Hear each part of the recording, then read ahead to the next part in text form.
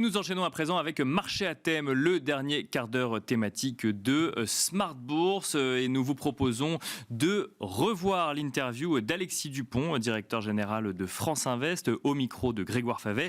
Alexis Dupont qui s'exprimait sur la démocratisation du non-coté, du private equity, au travers d'une étude menée par France Invest sur les actifs non cotés destinés au grand public. Une étude menée sur 89 véhicules d'investissement déployés par 27 sociétés de gestion. L'étude a porté en fait sur l'échantillon qui existe aujourd'hui sur le marché. Je pense que l'étude est quasi exhaustive aujourd'hui sur ce qui il peut toujours y avoir des petits manques, mais globalement l'étude est exhaustive et ce qu'on voit c'est que ça concerne du coup essentiellement des FCPR. Oui, c'est ça. On met de côté FIP, FCPI qui ont des fonctionnements un peu différents. Qui ne représentent plus grand chose sur le marché aujourd'hui et puis qui sont plutôt le véhicule qui était utilisé dans le passé. Là, le mouvement qu'on voit et qu'on avait envie d'étudier un peu dans le détail et de commenter, c'est ce mouvement sur le moins de 100 000 euros mais véhicule FCPR. Bon, quels sont les chiffres qu'on peut mettre là-dessus, là, déjà, pour quantifier un petit peu ce que cette démocratisation a apporté, effectivement, en termes de levée, d'encours, etc. Alors, on avait déjà beaucoup de chiffres dans nos collectes antérieures sur la population au-dessus de 100 000 euros, family office, personnes physiques fortunées, françaises, étrangères, tout ça, au global, c'est plus de 5 milliards d'euros, mais là-dedans, on n'avait pas tout l'échantillon, on n'avait pas toute la diversité qu'on trouve pour les épargnants en dessous de ce seuil-là de 100 000 euros, CFCPR, et on a trouvé une population qui, en fait, est à la fois très intéressante, très diversifiée et quand même déjà assez largement constituée. En encours, c'est pas loin de 8 milliards d'euros et on voit une accélération très forte puisque rien que la collecte de l'année 2023, c'est pas loin de 2 milliards d'euros. Ah oui, d'accord. Ouais. Sur 8 milliards d'encours total à fin 2023. Donc les choses accélèrent assez rapidement et d'ailleurs on le voit parce que l'âge moyen des fonds dans notre échantillon, c'est 3 ans et demi, un peu moins de 3 ans et demi. Donc ça se développe à une vitesse assez rapide. Ouais. Comment on caractérise effectivement ces fonds qui sont vraiment dédiés au grand public? Quels sont les points de différence majeurs avec la manière dont les institutionnels, eux, et depuis longtemps, se sont investis dans des stratégies, des véhicules d'actifs non cotés?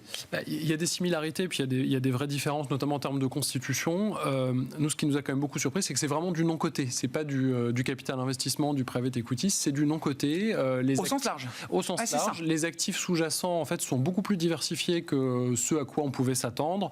Il y a une part importante de dette privée, d'equity, du primaire, du secondaire, des liquidités, parfois des actifs cotés. Donc on a vraiment des produits, c'est une classe d'actifs nouvelle en fait, en train de se déployer sous nos yeux.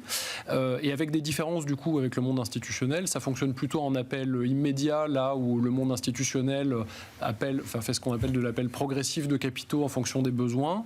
Les sous-jacents sont plutôt plus matures en moyenne avec des courbes, ce qu'on appelle la courbe en J, donc la façon dont la valeur se crée dans le temps, qui sont un peu moins creusées, donc on a des choses qui sont un petit peu plus lissées. C'est quelque chose d'autre. C'est plus dérisqué, on peut le dire comme ça, Alexis? Ça reste des placements oui, à risque, forcément. Non, mais bien sûr, tous les disclaimers s'allument, etc. Mais que dans cette fameuse courbe en J, là, c'est des... Mais on voit que le mix d'actifs, le mélange entre l'equity, la dette, des actifs plus matures parfois, parce que le secondaire, on a des actifs qui sont déjà un petit peu plus loin dans la courbe de maturité, donc qui sont à un niveau de rendement risque qui est un petit peu différent. Tout ça contribue à avoir des profils d'investissement, de rendement risque qui sont un peu différents aussi pour les épargnants. Donc c'est assez intéressant. Ouais. Pourquoi l'industrie a fait ce choix des appels immédiats, effectivement, en capital pour cette population grand public par rapport à ce qui se pratique traditionnellement, j'allais dire, dans cette industrie les véhicules ont été conçus pour ça, et puis c'est des problématiques assez pratico-pratiques. Ouais. C'est comme un syndic de copropriété. Quand il faut appeler les charges tous les mois, c'est compliqué. D'accord. Ah oui, c'est juste la gestion de la programmation de la trésorerie disponible, etc. pour... Oui, il y a des problématiques techniques. Sur des véhicules avec entre guillemets peu d'investisseurs plus avertis, mais qui peuvent quand même être des personnes physiques, des entrepreneurs, ça peut encore fonctionner, mais c'est vrai que quand on descend sur des véhicules qui sont commercialisés à beaucoup de gens, à des moments différents, on voit le poids des evergreen d'ailleurs dans ce paysage-là, mais on y reviendra peut-être, ce sont des schémas en fait qui fonctionnent plus de façon simple. Donc allons-y, fonds evergreen, puisque c'est la grande majorité des fonds sur les je sais plus 90 ou 89 véhicules que vous avez regardé, la très très large majorité, voire l'unanimité quasiment, sont des fonds ce qu'on appelle evergreen. Alors pas forcément l'unanimité, mais c'est vrai que c'est un schéma qui est vraiment surreprésenté en nombre et en poids par rapport à ce qu'on peut voir sur le marché institutionnel dans cette nouvelle offre retail non coté qui est en train de se déployer. C'est pas illogique parce que un des enjeux des fonds evergreen, c'est de permettre une forme de gestion de la liquidité. Alors après, on va pas transformer des actifs illiquides en actifs liquides. Hein. On crée de la valeur dans le temps, on sait pas faire autrement, donc on fera pas de miracle. Mais c'est une partie de la réponse à ces problématiques de liquidité qui reste importante pour les épargnants. Et puis le fonds evergreen, il est non daté. Donc oui, c'est ça. Il faut expliquer. Evergreen, c'est il y a pas de date de fin. Enfin, il y en a une. C'est souvent des fonds semi-liquides avec des possibilités de sortie qui peuvent être plus ou moins fréquentes selon les véhicules. Donc par rapport aux fonds fermés au rachat de capital investissement, c'est 10 ans. C'est un tunnel. Voilà, exactement, un tunnel, on sort jamais. Là, il y a des possibilités dans ce type de fonds. Et un autre avantage que ça présente, c'est que ce sont des véhicules qui du coup peuvent rester longtemps sur l'étagère de réseaux de distribution. Et on voit d'ailleurs que le marché est beaucoup en train de s'intermédier par le biais de l'assurance vie en unité de compte, et donc qui présente des avantages non négligeables. Après, le marché se crée avec une diversité. Il y a différentes stratégies. On n'est pas en train de dire qu'il y a pas chose que ça. unique, mais c'était marquant dans ces résultats. C'est une caractéristique marquante, notamment par rapport, encore une fois, aux pratiques traditionnelles dédiées à des clients plus sophistiqués ou institutionnels en l'occurrence. Effectivement, intéressant de savoir comment le grand public et ses épargnants particuliers accèdent à ce private equity. Et là aussi, l'étude réalisée montre que l'assurance vie reste l'enveloppe privilégiée pour accéder à ces unités de compte, en l'occurrence. Oui, ce qui n'est pas surprenant puisque la classe d'actifs est quand même quelque chose d'un petit peu plus complexe que ce qu'on peut trouver de façon plus traditionnelle chez un distributeur. Donc c'est intéressant d'avoir une distribution intermédiaire par des réseaux qui sont capables d'expliquer, de présenter. Et d'ailleurs, il faut qu'on travaille aussi beaucoup à la formation de ces réseaux. Il faut que l'information donnée aux épargnants soit très claire, précise, non trompeuse, donc c'est un vrai travail pour nous, mais c'est pas surprenant. Et puis l'assurance vie, c'est un élément incontournable dans le paysage français. Pierre angulaire, effectivement, de la gestion de l'épargne. Très étonnant, effectivement. Nous, on pense qu'il y a aussi un gros potentiel que l'étude reflète pas encore beaucoup, qui est sur l'épargne retraite, parce qu'un des principaux freins ou problèmes parfois évoqués par rapport à la diffusion du non-coté dans l'épargne, c'est la liquidité au sens horizon de placement.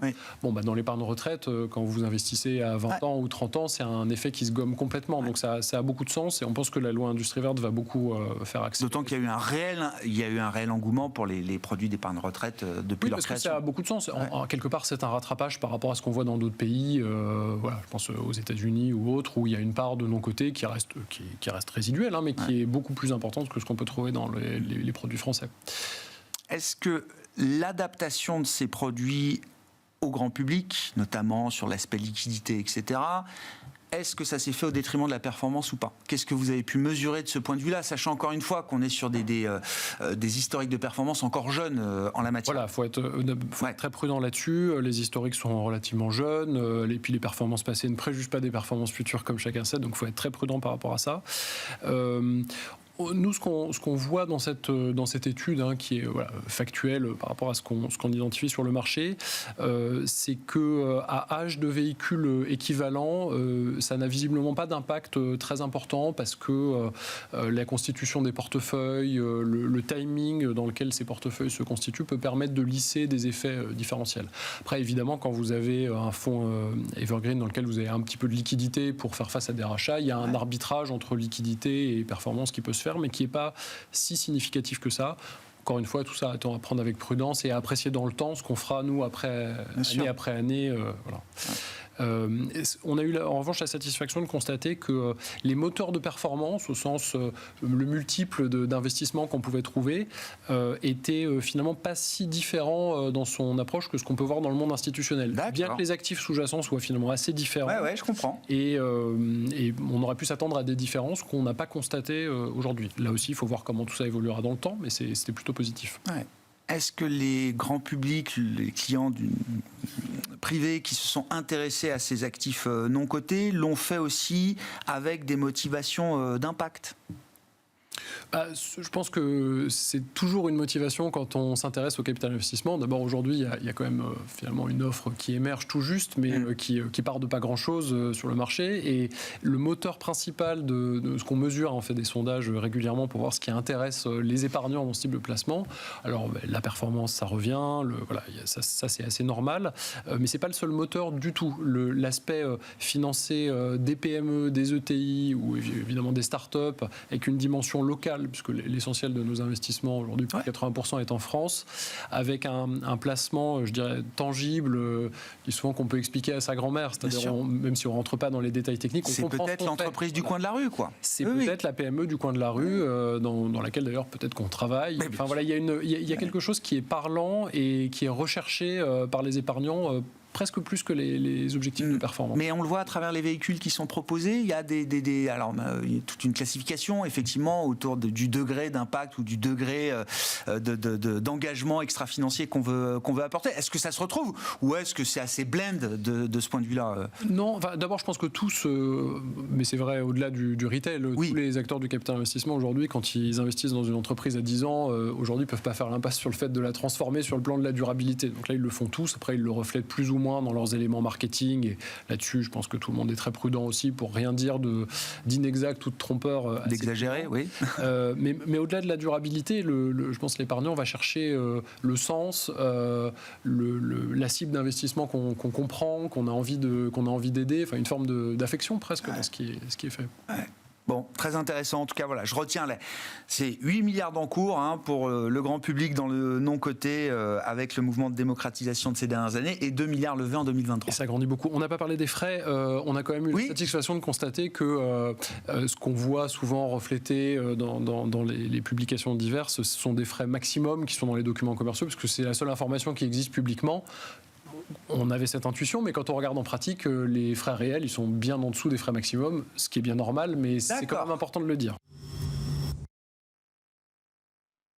Voilà, c'était donc l'interview d'Alexis Dupont, directeur général de France Invest, qui revenait sur le sujet de la démocratisation des investissements non cotés au micro de Grégoire Foivet. C'est la fin de cette émission Smart Bourse et je vous donne rendez-vous demain à la même heure en direct sur Bismart.